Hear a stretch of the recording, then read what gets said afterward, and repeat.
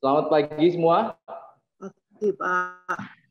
Oke, hari ini kita kedatangan tamu yang sangat luar biasa. Bu Meritan dari Rewet Darmo Permai. Halo Bu Meri. Ah, ini dia orangnya. Oke, selamat pagi sekali lagi bagi yang baru join. Jadi hari ini kita akan berbicara sebuah topik yang sangat menarik, yaitu mengapa agen properti harus bermain rental properti atau properti sewa. Nah, jadi seringkali agent itu dia bilang, oh ya, agent-agent itu ya, kalau saya bilang mau cari beli atau mau tanya properti dijual, wah sergep katanya, bahasa Jawanya cepet. Tapi kalau saya sudah mau menyewakan properti saya, ya kan semuanya pada ngacir. Maksudnya kurang begitu dipedulikan.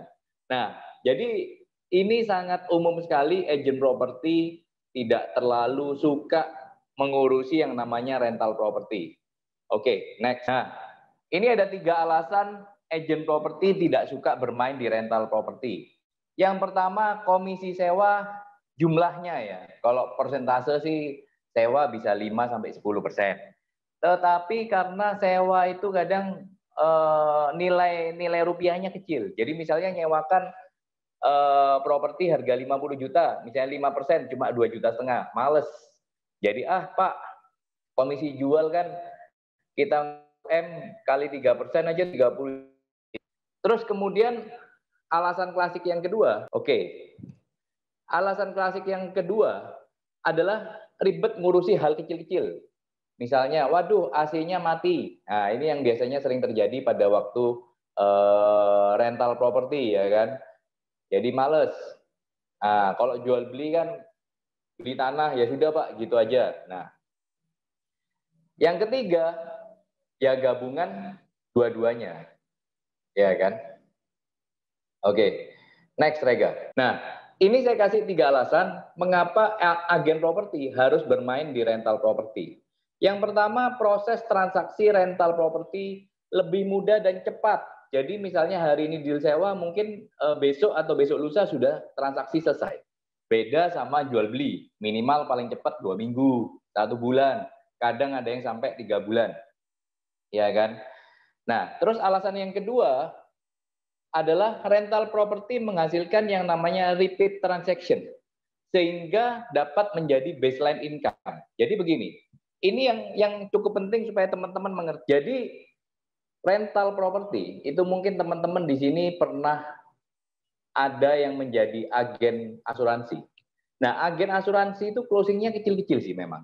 Kebanyakan 80%. Transaksinya mereka kecil-kecil. Jadi kadang ada polis yang harganya cuma 1 bulan bayarnya 500.000.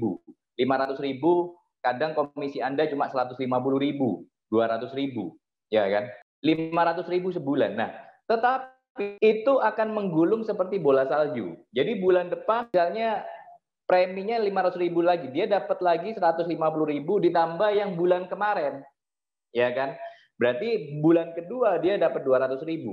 Terus kemudian bulan ketiga dia closing lagi katakanlah premi 500.000, dia dapat 150.000 plus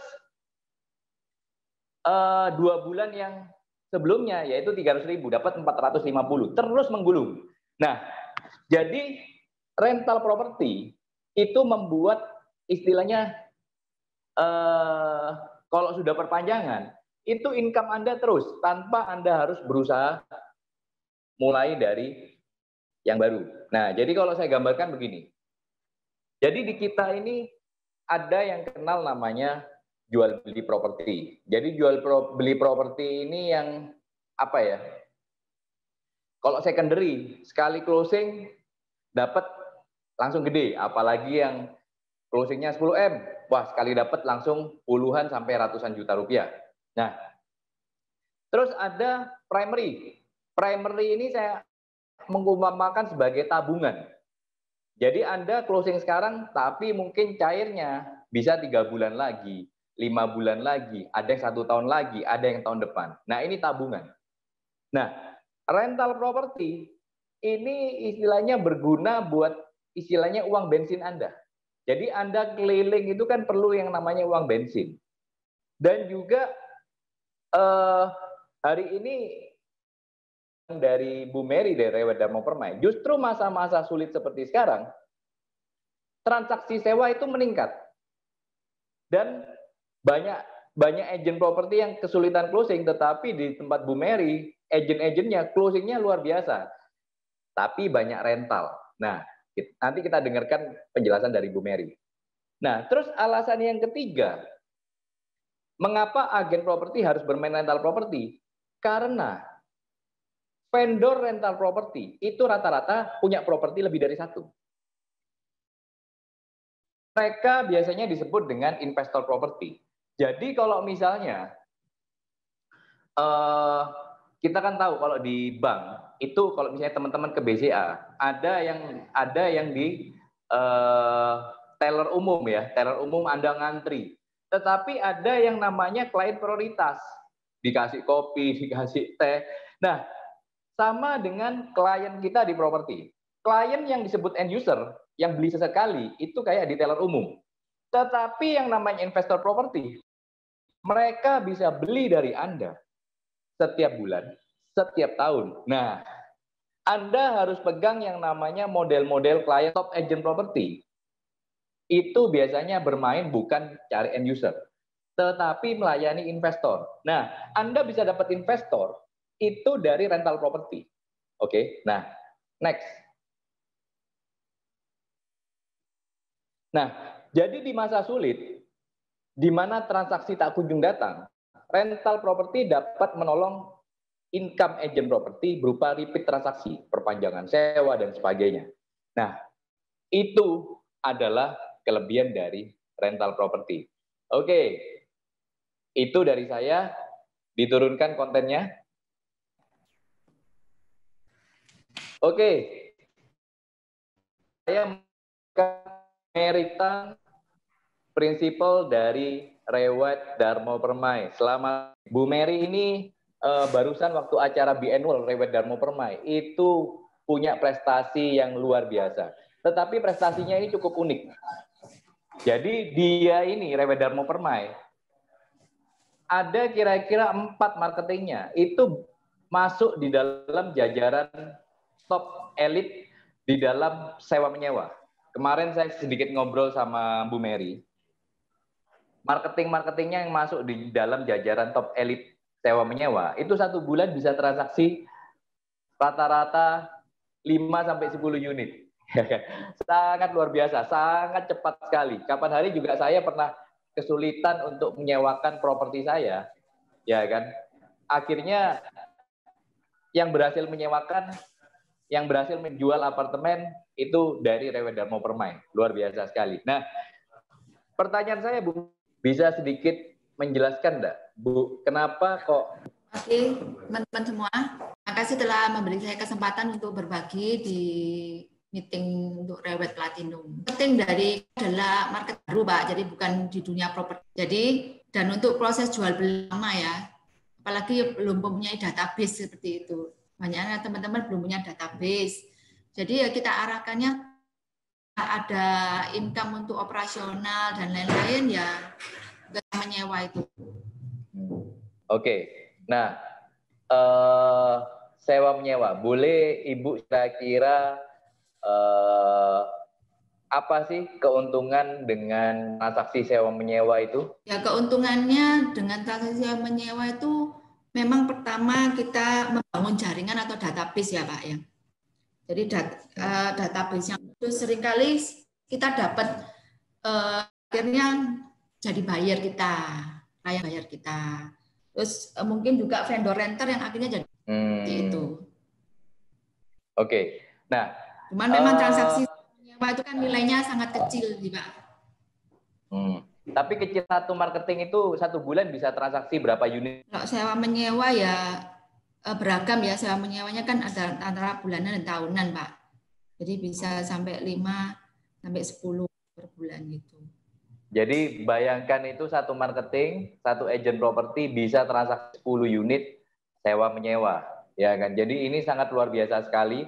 Nah, jadi kadang kita itu memang menantikan jual beli, tapi kadang itu kita juga perlu closing rutin supaya menjaga semangat kita itu tetap ada. Nah, pertanyaan saya kembali Bu, kan sekarang masa pandemi Bu, di mana kan banyak agent itu sekarang yang sudah beralih fungsi maksudnya mereka merasa aduh jual beli susah nih, ya kan? Jadi mereka mulai jualan masker lah, jualan yang lain. Nah, pertanyaan saya Bu, apakah transaksi sewa menyewa selama masa pandemi ini itu mengalami penurunan apa justru mengalami peningkatan Bu Mary? Silakan. Transaksi selama masa pandemi ini tetap konsisten sih Pak. Karena kan selain repeat transaksi juga mungkin ada yang baru-baru juga masih ada juga gitu. Jadi maksudnya mengalami peningkatan, tidak mengalami penurunan sih, jadi lebih konsisten aja sih Pak. Oke, jadi masih banyak orang yang masih cari sewa ya Bu ya? Iya masih. Oke, karena terus terang menurut data cari jual beli. Nah, maka dari itu sekarang itu banyak sekali ketakutan. Dalam arti begini, wah saya beli, misalnya saya pakai bank, wah ternyata banknya ditolak. Ya. Tahun kemarin ya. Oke. Iya. Oke. Apartemen dan banyak yang high-rise ya. Berarti kan apartemen. Itu yang cari sewa itu banyak sekali jumlahnya. Banyak ya. Oke. Nah, mereka itu maksudnya kota sewa ataukah mereka ini pasangan muda? Komposisinya kira-kira orang luar kota kondisi juga agak menurun kalau orang luar kotanya. Oke, karena masa pandemi ya. Oke, jadi orang yang bekerja apartemen, begitu ya Bu ya. Oke. Ya. Nah, jadi cukup menarik ini teman-teman. Ya. Jadi apa itu? Kalau boleh tahu nih Bu, kisi-kisi sedikit nih. Kira-kira pendapatan net income agent yang maksudnya topnya Ibu yang banyak sewa menyewa itu kira-kira dari sewa menyewa saja Bu. Netnya itu net income 1 bulan bisa berapa? Gross net komisi ya Pak ya? Take home pay-nya Bu? Di atas 10 sih Pak. Oke. Teman-teman dengar sendiri ya. Jadi ini dari sewa menyewa aja, tetapi karena jumlah unitnya banyak, net income-nya bisa di atas 10 juta. Jadi ini sangat luar biasa sekali. Jadi misalnya Anda sekarang, tadi saya malah kebayang cuma hasilnya UMR ya, ternyata enggak. Bisa di atas 10 juta. Jadi sebetulnya teman-teman, kalau betul-betul maksudnya ya sambil dijalani, ya lumayan lah. Maksudnya dapat rutin income kan ya lumayan juga. Apalagi itu bisa repeat terus. Nah, oke. Pertanyaan berikutnya Bu. Teman-teman itu bagaimana sih cari listing properti yang mau disewakan itu rata-rata gimana nyarinya Bu? Listing, jadi rata-rata juga listing saya. Dan juga teman-teman juga cari listing banyak sih lewat portal, media sosial, dari database juga sih Pak. Oke. Kalau sumbernya dari referral Pak, saya kebanyakan Pak. Jadi pertama contohnya klien investor itu kan akhirnya dia kan beli kan nggak hanya satu Pak. Jadi akhirnya jadi vendor renter kayak seperti itu. Dari situ referral lagi seperti itu Pak. Oke, cool Bu. Jadi Ibu itu kan awalnya itu kan istilahnya ada vendor mau beli sama Ibu terus dia menyewakan terus kemudian Ibu berhasil menyewakan terus kemudian dia ngasih referral. Bu, ini loh ada teman saya juga punya unit mau tanya saya Bu. Ya. Kenapa kok mereka mau memberikan referral? Padahal kan cuma sewa menyewa. Kenapa kok mereka mau memberikan referral pada Ibu temannya? Karena temennya juga ya, pasti mengalami kesulitan di dalam menyewakan properti ya? Iya, rata-rata memang kebanyakan dari investor yang renter ini, mereka banyak sekali sih referalkan juga sih Pak. Teman-teman yang mereka juga beli properti yang akhirnya mungkin belinya nggak sama saya, tapi akhirnya saya berhasil menyewakan, seperti itu. Terus dari situ pun juga banyak dari vendor juga kasih referral juga nggak hanya nyewakan, juga temennya beli seperti itu, Pak. Oke, cool teman-teman. Ini sesuatu yang menarik. Jadi selama ini teman-teman kan intinya cuma banyak yang istilahnya nyarikan pembeli. Nah, begitu sudah dicarikan, referral itu jarang datang. Kenapa? Karena sebetulnya kebutuhan untuk membeli sebetulnya gampang kok. Klien itu pembeli, tinggal keliling aja, jalan aja bisa ketemu banner banyak. Nah, tetapi saya sendiri ini juga investor. Saya juga agent properti. Tetapi kadang saya di dalam menyewakan properti yang saya beli itu saya kadang kesulitan. Nah, itu ada sebuah kebutuhan. Jadi kebutuhan supaya hasil investasinya ini, properti investasinya ini bisa disewakan. Nah, tadi Bu Mary juga cerita bahwa banyak agen properti. Begitu ada launching proyek nih, misalnya apartemen, ayo Pak, beli Pak, nanti disewakan bisa nutupi KPR-nya. Wah, jadi semua bisa beli 2, 3. Nah, tetapi begitu pada waktu sudah serah terima, si klien atau si vendor, mereka sekarang jadi vendor, mereka bilang sama agen properti itu, agen properti, tolong bantu saya sewakan, ngacir semua. Nah, jadi akhirnya peluang itu ditangkap secara tidak sengaja oleh Bu Mary. Jadi saya ini istilahnya kesulitan menyewakan. Terus kemudian saya tanya sama teman saya, oh itu loh, sama Bu Mary dari Darmo Permai, wah punya saya mau menyewa laku semua. Akhirnya saya yang mungkin sekarang ini beli dari si A, tetapi karena si A ini tidak bisa bantu saya di dalam sewa menyewa, akhirnya saya bisa jadi kliennya Bu Mary. Nah ini teman-teman. Jadi awal itu berawal dari sebuah servis. Jadi sebetulnya klien atau investor itu sebetulnya punya kebutuhan yang banyak agen properti tidak menjawab. Nah, kebetulan sekali Rewa Darmo Permai berhasil menjawab kebutuhan dari klien tersebut. Akhirnya sekarang ini Bu Mary kalau boleh tahu nih, ancar-ancar kira-kira berapa unit properti high rise yang Ibu pegang? Kira-kira aja Bu, kira-kira aja. 100 lebih sih, Pak. 100 lebih, teman-teman lihat. 100 lebih. Nah, ini itu istilahnya semuanya rata-rata investor. Bayangkan, dari cuma referral demi referral, akhirnya itu punya unit yang istilahnya siap untuk disewakan ataupun dijual, itu 100 lebih. Mungkin kalau Bu Mary buka lagi, mungkin bisa 200 lebih. Ya kan? Nah, oke. Terus kemudian, Bu, pertanyaannya. Tadi kan bagaimana mencari listingnya. Sekarang bagaimana teman-teman agent di Rewa Darmo Permai itu mencari buyernya, Bu? Gampang atau susah? Caranya gimana, Bu? Cari renternya maksudnya, Pak? Cari renter, betul. Ya. Betul. Cari penyewa ya awalnya yang untuk newbie gitu ya pakai portal sih, Pak. Oleh kan high rise kan nggak bisa dipasang banner seperti itu. Flyer kadang-kadang belum tentu boleh bagi flyer kan, Pak, di lobby-lobby atau di gedung-gedung itu kan belum diperbolehkan. Jadi pakai portal properti aja sih, Pak. Cuman dari situ sih kita lebih menekankan di sini ini lebih pelayanan, Pak. Jadi di Rewa Darmo lebih ngasih pelayanannya gitu loh, Pak. Oke, pelayanan dalam hal apa, Bu, maksudnya?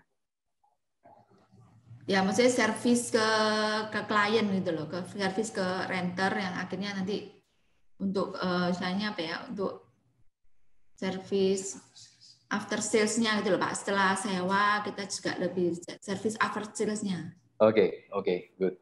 Jadi tadi kalau saya tanya ternyata nyari renternya juga nggak susah. Dari portal aja kan teman-teman sekarang ini kan istilahnya kadang ada yang kesulitan, wah Pak naik banner susah. Nggak usah susah. Sekarang itu dengan hanya pakai portal aja itu sudah banyak renter atau calon penyewa yang akan tanya kepada Anda mengenai unit sewa menyewa tersebut. Oke. Pertanyaan saya, Bu. Kan tadi kan ada yang satu marketing bisa closing 5 sampai 10 unit sewa menyewa. Kira-kira dari orang inisial kontak tanya, saya mau tanya unit ini disewakan harga berapa? Sampai selesai transaksi, kira-kira butuh waktu berapa lama? Cukup cepat atau lama, Bu? Rata-rata. Sampai deal ya? Iya.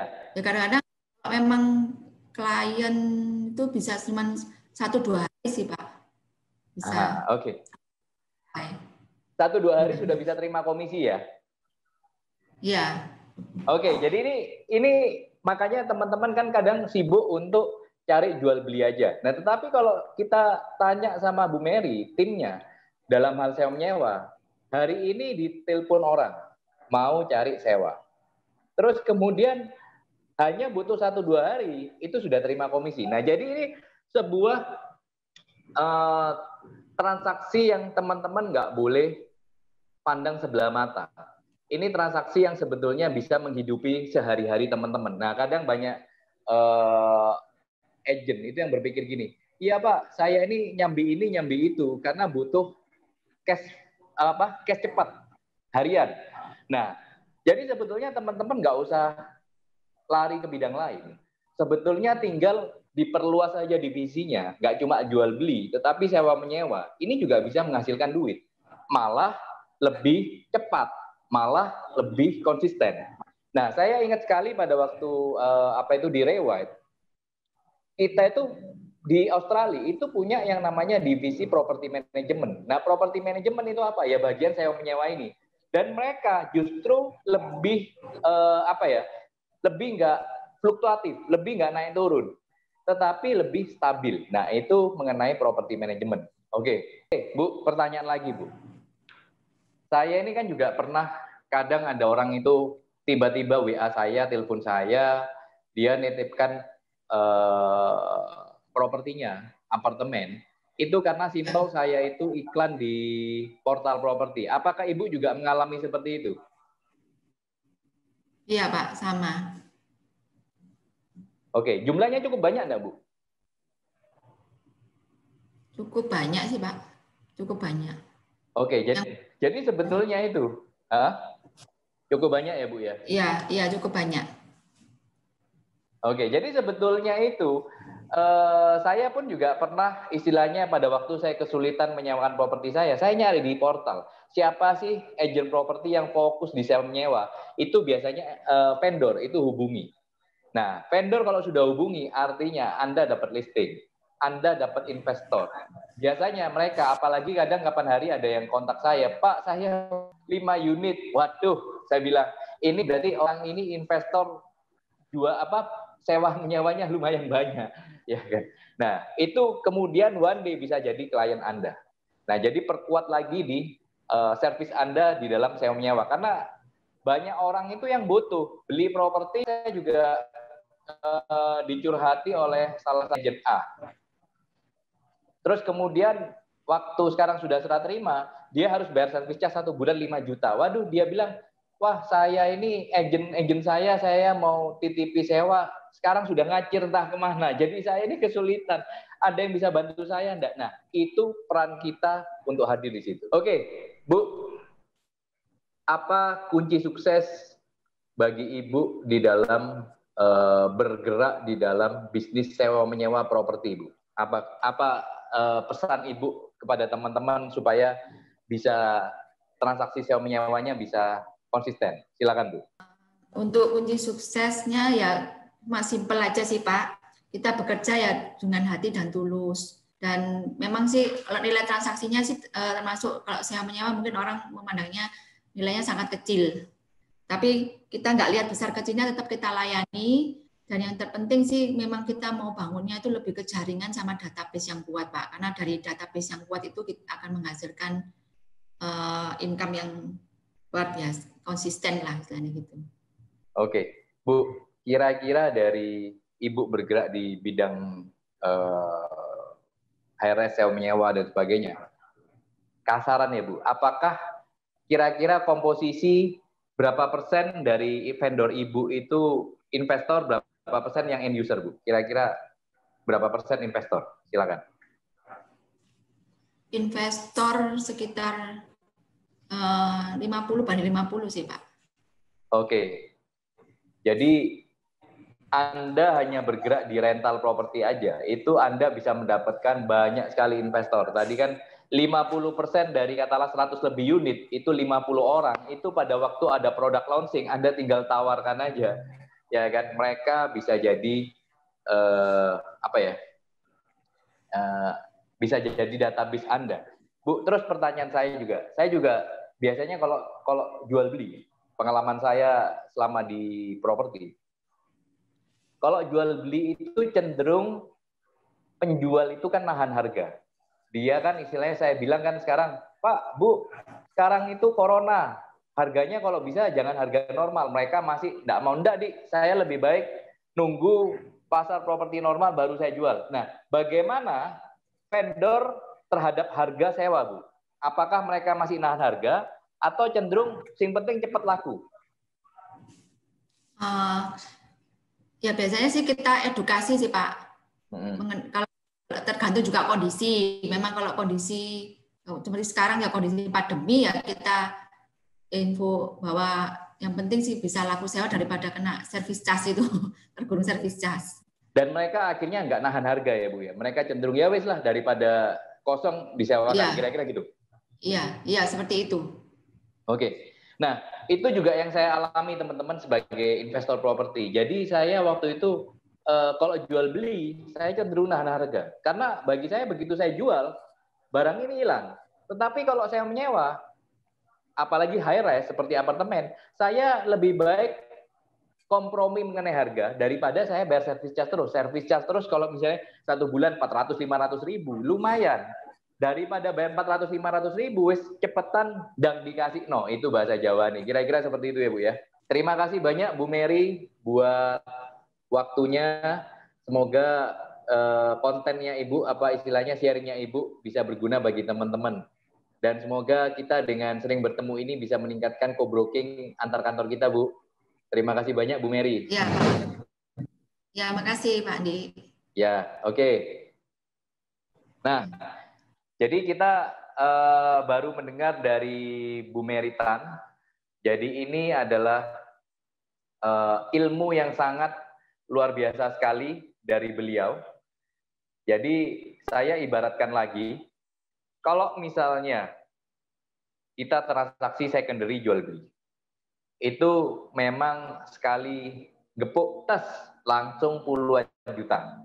Nah, tetapi butuh proses, butuh effort yang lumayan. Nah, tetapi sewa menyewa ini cenderung jauh lebih gampang. Jadi sewa menyewa itu kayak asuransi. Jadi closing memang kecil-kecil tetapi digulung terus. Lama-lama makin hari makin besar. Nah, itulah sewa menyewa. Dan bayangkan nih, Anda tahun ini misalnya bisa closing properti sewa 100 unit. Ya kan? Tahun depan mereka semua perpanjangan, berarti Anda sudah dapat income dari 100 unit itu, dari perpanjangan saja. Tahun depan misalnya Anda closing lagi sewa menyewa 100 unit, maka income Anda adalah 200 unit properti sewa menyewa. Kalau primary, nah itu kan kayak tabungan. Jadi Anda closing sekarang, mungkin Anda bisa menikmati hasilnya kira-kira berapa bulan ke depan. Oke? Itu mengenai konten hari ini.